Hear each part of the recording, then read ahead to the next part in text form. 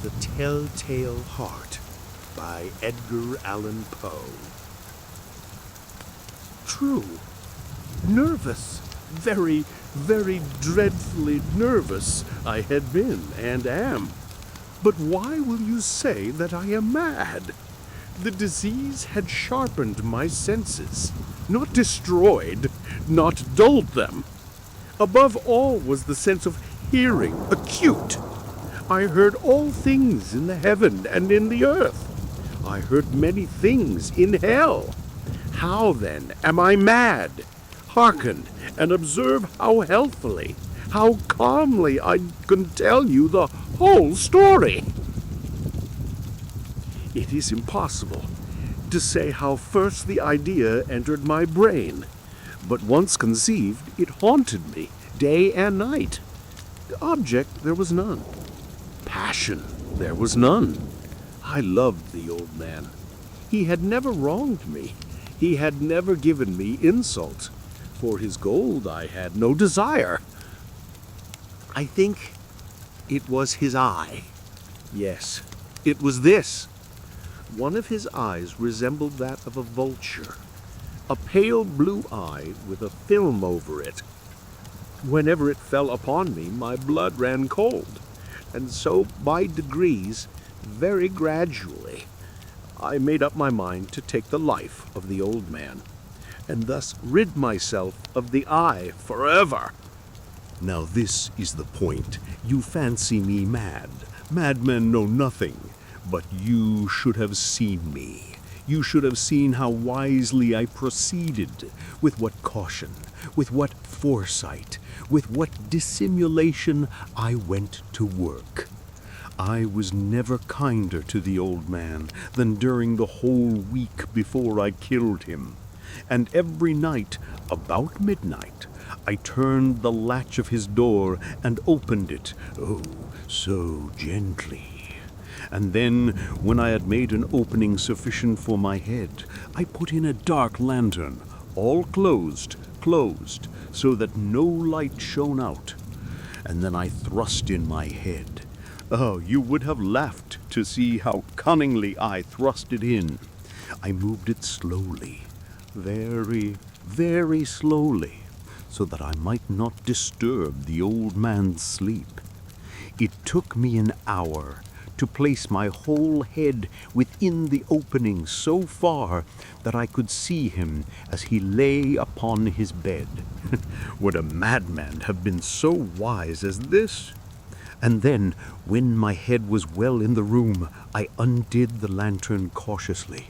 Oh, so cautiously, for the hinges creaked. I undid it just so much that a single thin ray fell upon the vulture eye. And this I did for 7 long nights, every night just at midnight. But I found the eye always closed, and so it was impossible to do the work, for it was not the old man who vexed me, but his evil eye.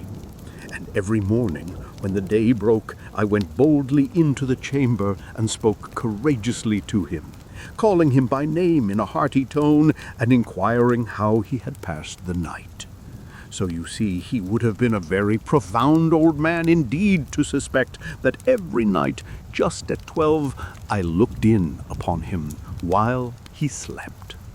Upon the 8th night, I was more than usually cautious in opening the door. A watch's minute hand moves more quickly than did mine. Never before that night had I felt the extent of my own powers, of my sagacity. I could scarcely contain my feelings of triumph to think that there I was, opening the door little by little, and he not even to dream of my secret deeds or thoughts. I fairly chuckled at the idea, and perhaps he heard me, for he moved on the bed suddenly, as if startled. Now you may think that I drew back, but no. His room was as black as pitch with the thick darkness, for the shutters were close fastened through fear of robbers. And so I knew that he could not see the opening of the door, and I kept pushing it on steadily, steadily. I had my head in, and was about to open the lantern when my thumb slipped upon the tin fastening, and the old man sprang up in the bed, crying out, "Who's there?" I kept quite still and said nothing. For a whole hour I did not move a muscle, and in the meantime I did not hear him lie down. He was still sitting up in the bed, listening, just as I have done night after night, hearkening to the death watches in the wall. Presently I heard a slight groan, and I knew it was the groan of mortal terror. It was not a groan of pain or of grief. Oh no, it was the low, stifled sound that arises from the bottom of the soul when overcharged with awe. I knew the sound well. Many a night, just at midnight, when all the world slept, it has welled up from my own bosom, deepening with its dreadful echo the terrors that distracted me. I say I knew it well. I knew what the old man felt and pitied him, although I chuckled at heart. I knew that he had been lying awake ever since the first slight noise, when he had turned in the bed. His fears had been ever since growing upon him. He had been trying to fancy them causeless, but could not. He had been saying to himself, "It is nothing but the wind in the chimney.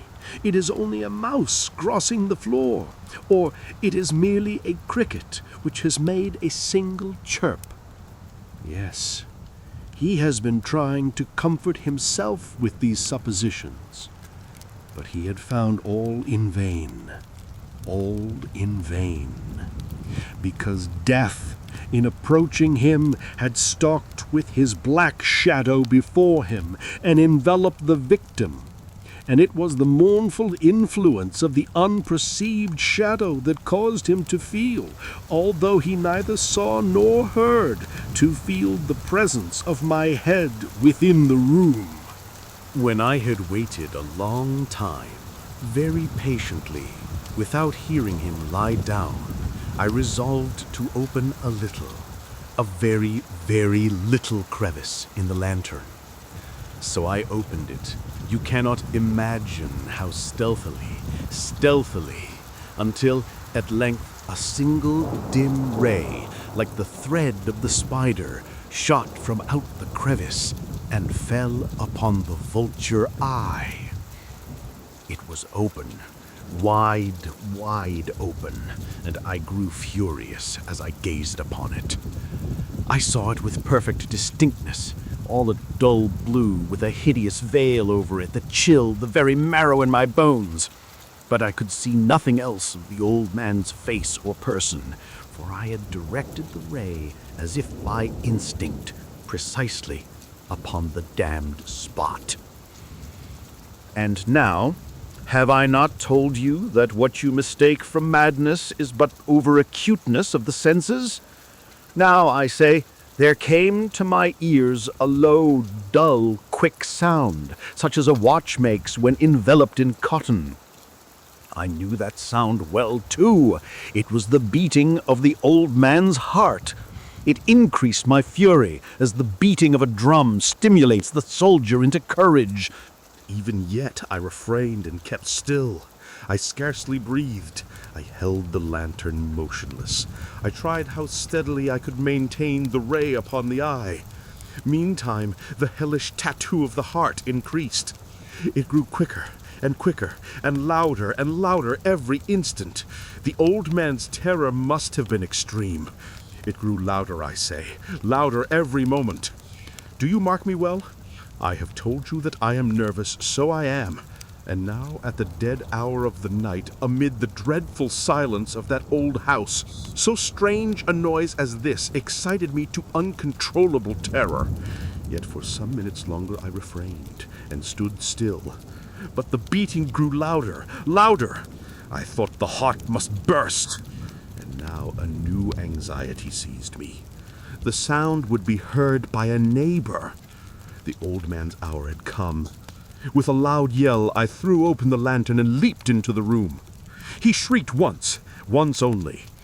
In an instant I dragged him to the floor and pulled the heavy bed over him. I then smiled gaily to find the deed so far done. But for many minutes the heart beat on with a muffled sound. This, however, did not vex me. It would not be heard through the wall. At length it ceased. The old man was dead. I removed the bed and examined the corpse. Yes, he was stone dead. I placed my hand upon the heart and held it there many minutes. There was no pulsation. He was stone dead. His eye would trouble me no more. If still you think me mad, you will think so no longer when I describe the wise precautions I took for the concealment of the body. The night waned, and I worked hastily, but in silence. First of all, I dismembered the corpse. I cut off the head and the arms and the legs. I then took up 3 planks from the flooring of the chamber and deposited all between the scantlings. I then replaced the boards so cleverly, so cunningly, that no human eye, not even his, could have detected anything wrong. There was nothing to wash out, no stain of any kind, no blood spot whatever. I had been too wary for that. A tub had caught all. When I had made an end of these labors, it was 4 o'clock, still dark as midnight. As the bell sounded the hour, there came a knocking at the street door. I went down to open it with a light heart, for what had I now to fear? There entered 3 men, who introduced themselves with perfect suavity as officers of the police.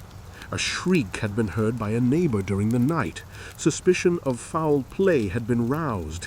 Information had been lodged at the police office, and they, the officers, had been deputed to search the premises. I smiled, for what had I to fear? I bade the gentleman welcome. The shriek, I said, was my own in a dream. The old man, I mentioned, was absent in the country. I took my visitors all over the house. I bade them search well. I led them at length to his chamber. I showed them his treasures, secure, undisturbed. In the enthusiasm of my confidence, I brought chairs into the room and desired them here to rest from their fatigues, while I myself, in the wild audacity of my perfect triumph, placed my own seat upon the very spot beneath which reposed the corpse of the victim. The officers were satisfied. My manner had convinced them. I was singularly at ease. They sat, and while I answered cheerily, they chatted of familiar things. But ere long I felt myself getting pale and wished them gone. My head ached, and I fancied a ringing in my ears. But still they sat, and still chatted. The ringing became more distinct. It continued and became more distinct. I talked more freely to get rid of the feeling, but it continued and gained definiteness, until at length I found that the noise was not within my ears. No doubt I now grew very pale, but I talked more fluently and with a heightened voice, yet the sound increased, and what could I do? It was a low, dull, quick sound, much such a sound as a watch makes when enveloped in cotton. I gasped for breath, and yet the officers heard it not. I talked more quickly, more vehemently, but the noise steadily increased. I arose and argued about trifles in a high key and with violent gesticulations, but the noise steadily increased. Why would they not be gone? I paced the floor to and fro with heavy strides, as if excited to fury by the observations of the men, but the noise steadily increased. Oh God, what could I do? I foamed, I raved, I swore. I swung the chair upon which I had been sitting and grated it upon the boards, but the noise arose over all and continually increased. It grew louder, louder, louder, louder, and still the men chatted pleasantly and smiled. Was it possible they heard not? Almighty God, no, no, they heard, they suspected, they knew, they were making a mockery of my horror. This I thought, and this I think. But anything was better than this agony. Anything was more tolerable than this derision. I could bear those hypocritical smiles no longer. I felt that I must scream or die. And now, again, hark, louder, louder, louder, louder! "Villains!" I shrieked. "Dissemble no more! I admit the deed! Tear up the planks! Here! Here! It is the beating of his hideous heart!"